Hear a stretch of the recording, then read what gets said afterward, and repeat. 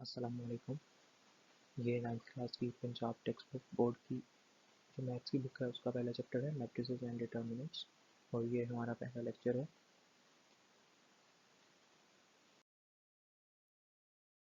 तो हम सबसे पहले इसका इंट्रोडक्शन देखेंगे। जो मैट्रिसेस का आइडिया था वो ऑर्थर केले ने दिया था, जो कि एक इंग्लिश मैथमेटिशियन था, और उसने अपनी थ्योरी ऑफ मैट्रिसेस दी थी 1858 में। तो देखा जाए तो ये यूज़ कहाँ पर होते हैं, मैट्रिसेस एंड डिटर्मिनेंट्स जो यूज़ होते हैं वो मैथमेटिक्स में आगे जब जाते हैं वहाँ पर यूज़ होते हैं। लीनियर अलजेब्रा में, फिज़िक्स में, जो क्वांटम मैकेनिक्स है वो सारी यानी कि इस पर बेस्ड है। और स्टैटिस्टिक्स में, इलेक्ट्रॉनिक्स में, उसी तरह दूसरी जो साइंस की ब्रांचेस हैं उनके अंदर मैट्रिसेस और डिटर्मिनेंट्स यूज़ होते हैं।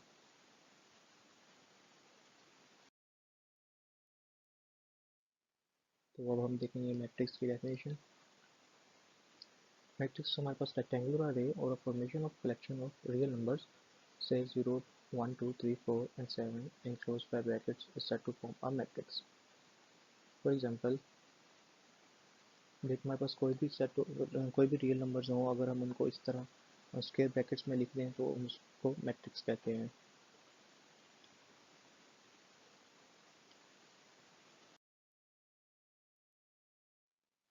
अब हम मज़ीद दो डेफिनेशन देखेंगे। रोज रोज क्या होती है, हॉरिजॉन्टल लाइन जो होती है उसको हम रो कहते हैं। कॉलम जो वर्टिकल लाइंस होती हैं उनको हम कॉलम्स कहते हैं। अब हमारे पास ये जो मैट्रिक्स है 1 और 2, इसके अंदर कितनी रोज है, हमारे पास एक रो है। अब ये दूसरा मैट्रिक्स जो है 3, 4, 5, 6, इसके अंदर हमारे पास दो रोज हैं और हमारे पास दो ही कॉलम्स हैं। ये थर्ड मैट्रिक्स है ABGCDHEFI, तो हमारे पास कितनी रोज हैं, वो एक, दो और ये तीन। कॉलम कितने हैं, एक, दो और ये तीन। अब देखेंगे मैट्रिक्स का ऑर्डर क्या होता है। Number of rose and columns in a matrix specifies it's order, यानी कि इसके अंदर कितनी रोज हैं और कितने कॉलम्स हैं वो उसका ऑर्डर होता है। फर्ज कीजिए हमारे पास एक मैट्रिक्स है, उसकी m रोज हैं और n कॉलम्स हैं, तो हम उसका ऑर्डर लिखते हैं m क्रॉस n, यानी कि rows multiply by columns, row cross columns. अब हमारे पास देखा जाए तो ये पहला मैट्रिक्स है, इसके अंदर हमारे पास एक रो है और हमारे पास दो कॉलम है, तो इसका ऑर्डर क्या होगा, 1 क्रॉस 2। ये दूसरा मैट्रिक्स हमारे पास, इसके अंदर दो रोज हैं और दो ही कॉलम्स हैं, हमारे पास इसका ऑर्डर क्या होगा, 2 क्रॉस 2। हमारे पास तीसरा मैट्रिक्स है, इसके अंदर कितनी रोज हैं, 1, 2, 3, 3 रोज हैं और 3 ही कॉलम्स हैं, तो इसका ऑर्डर क्या हो जाएगा, 3 क्रॉस 3।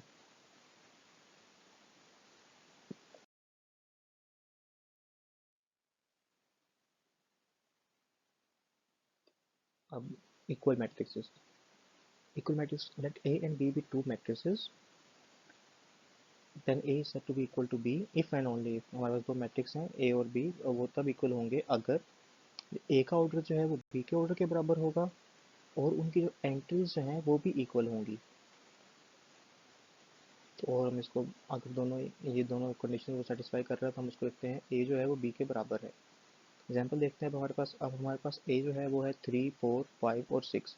इसके अंदर क्या ऑर्डर है इसका, टू रोज है और टू कॉलम है, तो इसका ऑर्डर हो जाएगा 2 क्रॉस 2।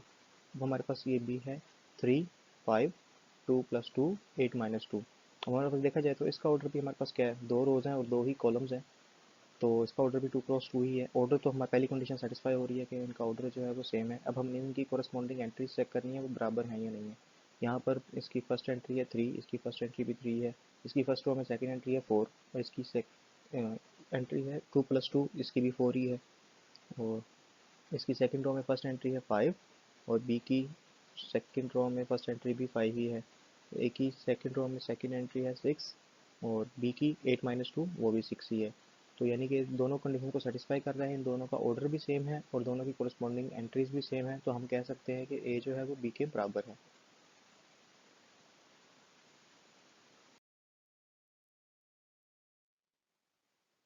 रो मैट्रिसेस, रो मैट्रिसेस कौन सी होती है, जिनकी सिर्फ एक रो होती है। तो इसकी एग्जांपल देखते हैं। जैसे ये है, इसके अंदर सिर्फ एक रोज है और दो कॉलम्स हैं। इसके अंदर सिर्फ एक रोज है और तीन कॉलम्स हैं। कॉलम मैट्रिसेस, कॉलम मैट्रिसेस कौन से होते हैं, it has only one column, यानी कि सिर्फ उसके अंदर एक कॉलम होता है। अब हम इसकी एग्जांपल्स देखते हैं। अब देखो 1 और 2, इसके अंदर दो रोज हैं और इसका एक कॉलम है। यहाँ पर कितनी थी, हमारे पास एक रो थी और दो कॉलम्स थे, और यहाँ पर क्या है, हमारे पास एक कॉलम है और तीन रोज हैं। तो कॉलम की मैट्रिक्स कौन सी होती है, इसके अंदर एक कॉलम होता है, और रो मैट्रिक्स इसके अंदर सिर्फ एक रो होती है।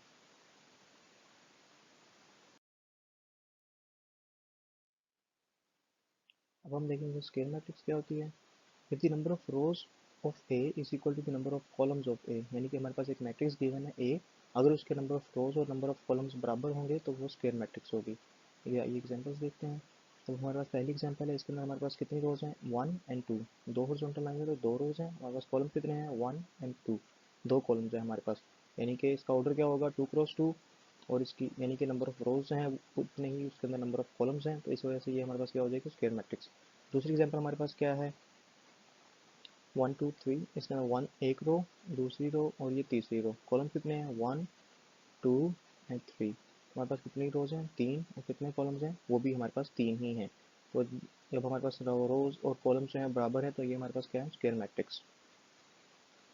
रेक्टेंगुलर मैट्रिक्स, रेक्टेंगुलर मैट्रिक्स में क्या होता है, if number of rows of A is not equal to number of columns of ए।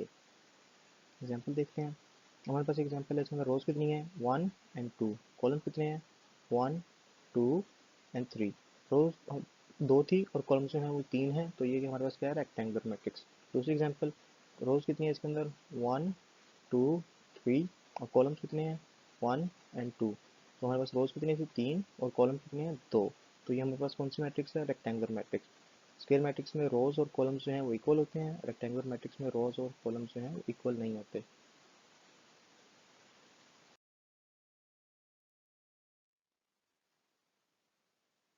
नल और जीरो मैट्रिक्स, तो इसमें क्या होता है कि जो एंट्रीज होती है हमारे पास, अगर वो सारी की सारी जीरो हों तो हम उसको नल या जीरो मैट्रिक्स कहते हैं। एग्जाम्पल देखते हैं हमारे पास, अब इसके अंदर देखें तो हमारे पास सारी एंट्रीज जो हैं वो जीरो हैं, तो इस वजह से हम इसको जीरो मैट्रिक्स कहते हैं। इसके अंदर भी देखा जाए तो सारी की सारी एंट्रीज जीरो हैं, इसलिए ये भी नल या जीरो मैट्रिक्स कहेंगे। नेगेटिव ऑफ मैट्रिक्स, वो कहते हैं अगर let A be a matrix then its negative is obtained by changing the sign of the entries of A. अगर हम हमारे पास एक मैट्रिक्स गिवन है ए, अगर हम उसकी सारी एंट्रीज के साइन चेंज कर दें तो वो उसका नेगेटिव फॉर्म मैट्रिक्स कहलाएगा। एग्जाम्पल देखते हैं, तो हमारे पास ये गिवन था, ए मैट्रिक्स था, ए माइनस बी सी और डी, अगर हम इसका एक नेगेटिव ऑफ मैट्रिक्स देखेंगे, नेगेटिव ए जो होगा उसमें हमने सबके साइन चेंज करते हैं, ए पॉजिटिव प्लस में था यहाँ पर माइनस में आ जाएगा, बी यहाँ नेगेटिव में था यहाँ पॉजिटिव में हो जाएगा, सी यहाँ पॉजिटिव में था यहाँ नेगेटिव में हो गया, यहाँ डी पॉजिटिव में था यहाँ डी नेगेटिव में हो गया। तो क्योंकि इन सब के हमने साइन चेंज कर दिए हैं तो इस वजह से ये उसका क्या हो जाएगा, नेगेटिव हो जाएगा।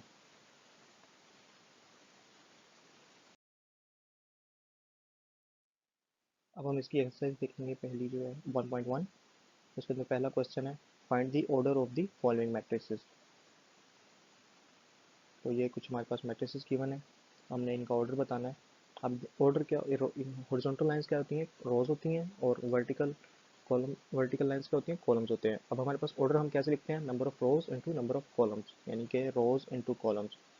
यहाँ पर हमारे पास रोज कितनी है, दो रोज हैं और दो ही कॉलम्स हैं, 2 क्रॉस 2 हो जाएगा, दो रोज दो कॉलम्स, 2 क्रॉस 2। यहाँ पर एक रो है और दो कॉलम्स है हमारे पास, तो इसका ऑर्डर क्या हो जाएगा, 1 क्रॉस 2। अब यहाँ पर एक ही कॉलम है और तीन रोज हैं, तो क्या हो जाएगा, row into column, 3 cross 1, 3 cross 2, 1 cross 1, 3 cross 3 और 2 क्रॉस 3। यहाँ पर नीचे आंसर्स गिवन है, you can match the answers.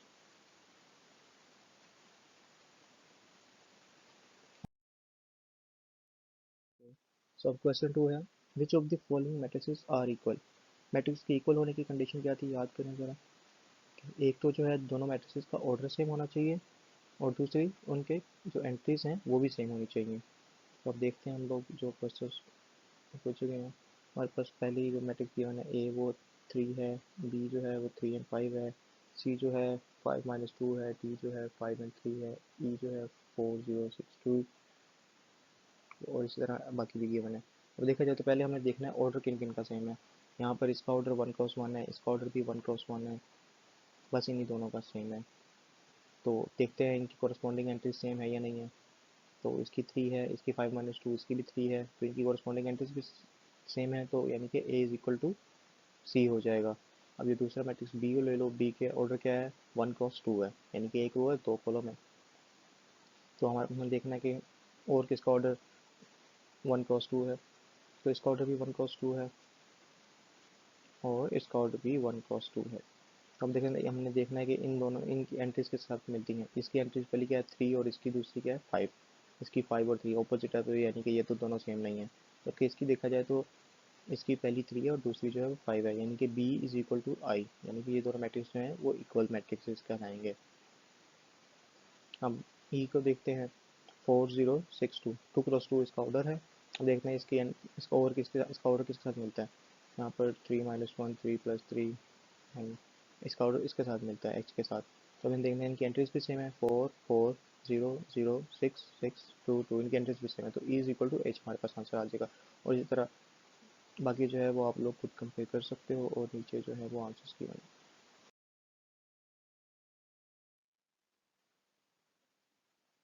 अब ये एक्सरसाइज 1.1 का लास्ट क्वेश्चन है। हमने ए बी सी डी की वैल्यूज फाइंड करनी है जो कि मैट्रिक्स की इक्वेशन को सेटिस्फाई करते हैं। अब हमारे पास ये दो मैट्रिसेस गिवन है और कहा गया है कि दो मैट्रिसेस इक्वल हैं। तो यहाँ से हम लोग क्या करते हैं, चार इक्वेशन बना सकते हैं, यानी कि a plus C is equal to 0, a plus 2b is equal to -7, c - 1 is equal to 3 and 4d - 6 is equal to 2d। तो ये हमारे पास चार इक्वेशन बन जाएंगी। तो इस करने क्या है यहाँ पर, बस पहले देखते हैं हम दूसरी इक्वेशन को। तो c - 1 जो 3 के इक्वल्स था, तो अगर हम 1 को दूसरी तरफ ले जाएं या दोनों तरफ 1 ऐड कर दें तो होगा क्या, यहाँ पर c रह जाएगा, c इज इक्वल टू 3 + 1, तो होता क्या है c इज इक्वल टू 4 हो जाएगा। अब हमारे पास c की वैल्यू यहाँ पर 4 गिवन थी, अगर हम इसको फर्स्ट इक्वेशन में पुट कर दें a plus C is equal to 0, यहाँ पर a is equal to -c हो जाएगा और a की वैल्यू क्या आ जाएगी -4 आ जाएगी। अब हमारे पास a की वैल्यू भी गिवन है और c की वैल्यू भी गिवन है। अब हम इसको थर्ड इक्वेशन में पुट करते हैं, a plus 2b is equal to -7, 2b और इस तरह दोनों साइड पे a को अगर माइनस कर दें हम, तो यहाँ पर क्या आ जाएगा 2b -7 - a, 2b -7 माइनस और माइनस a की वैल्यू हमारे पास क्या थी -4, -7 माइनस -4, माइनस और माइनस क्या हो जाएगा प्लस हो जाएगा, -7 प्लस 4 क्या हो जाएगा हमारे पास 3 हो जाएगा, और उसको हमने बाद में क्या किया है 2 पर डिवाइड किया। तो -7 + 4 क्या होगा, हाँ -3/2, ये b क्या हो जाएगा -1.5। तो हमारे पास लास्ट इक्वेशन क्या थी 4d - 6 is equal to 2d। अब हम 2d को दोनों तरफ 2d माइनस कर दें तो यहाँ पर 0 हो जाएगा और 2d इस तरफ आ जाएगा, 4d - 2d is equal to, अगर हम यहाँ पर ये 6 माइनस हो रहा है उसको उस तरफ ले जाएं या फिर दोनों जगह पे 6 प्लस कर दें तो क्या हो जाएगा 6 तरफ से 4d - 2d is equal to 6 हो जाएगा। 4d - 2d 2d आ जाएगा, 2d इज इक्वल टू 6, दोनों साइड पे 2 से डिवाइड कर दें तो क्या आ जाएगा d इज इक्वल टू 3। तो इस तरह ये हमारी एक्सरसाइज भी कंप्लीट हो गई है। अगर कोई क्वेश्चन हो तो आप लोग मैसेज कर सकते हैं। थैंक यू सो मच, मिलते हैं नेक्स्ट लेक्चर में।